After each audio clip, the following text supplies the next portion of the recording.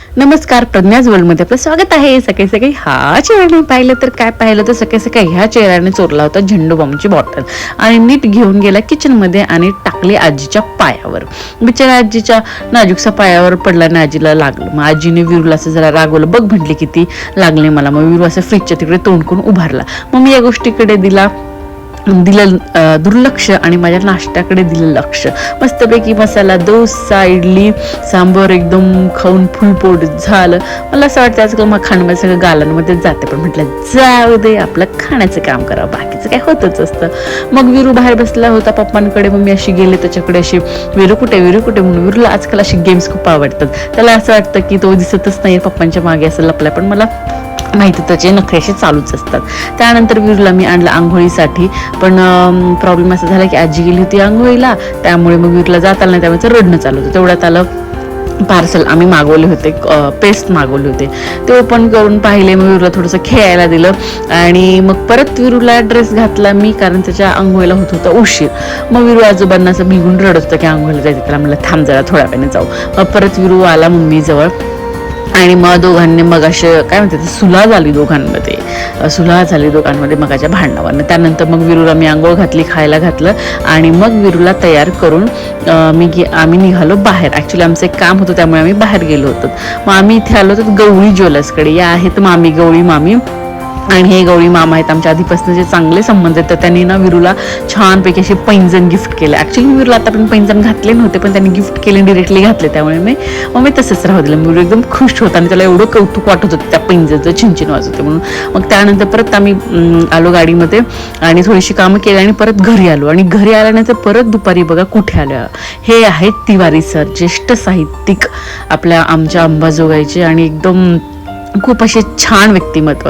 त्यांना बघून मला माझ्या आजोबांची आठवण येते. मग विरू इथे छान रमला होता आणि त्या काकांसोबत असा खेळत होता. आणि हे बघा 92 वर्षाचे आहे तिवारी सर, पण त्यांचं वाचन लिखाण आणखीन चालू होतं आणि खूप सुंदर काय काय लिहिलेलं आहे सरांनी. मग सरांकडे गेलो आम्ही, तिथे विरू खेळला, त्याने नाश्ता केला, सरांसोबत गप्पा मारल्या. विरूला पण एकदम छान वाटत होतं. त्यानंतर आम्ही त्यांच्या मागच्या बागेमध्ये गेलो. या आहेत काकी, त्यांच्या सुनबाई. त्यांनी ना मला सगळी दाखवत होती काय काय झाडं वगैरे आहेत. मग त्यांनी त्यांच्या झाडाचा पेरू काढला आणि विरूला दिला. त्यानंतर सुंदर असं जास्वंदाचं फूल तोडलं आणि विरूला दिलं. त्या सांगत होत्या त्या कशा कुठले झाडं लावले, फळं लावले, काय वगैरे. एकदम छान सुंदर असं घर होतं त्यांचं. त्यानंतर तिथून आम्ही गेलो योगेश्वरी मॅटर्निटी हॉस्पिटलला.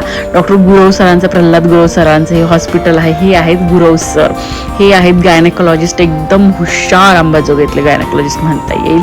सरांकडेच ॲक्च्युली माझी ट्रीटमेंट होती. सो सरांना आम्ही जस्ट भेटण्यासाठी गेलो होतो. हे सरांनी IVF सेंटरची सेपरेट बिल्डिंग, एवढी सुंदर बिल्डिंग केलेली आहे. ॲक्च्युली स्टाफ वगैरे सगळेच खूप चांगले आहेत. सरांची पण ट्रीटमेंट खूप छान आहे इथे. मग आमचं सरांचं बोलणं चालू होतं, तोपर्यंत विरू त्यांच्या खिडकीमधनं असं बाहेर बघत होता आणि आपापलाच गोंधळ त्याचा चालू होता.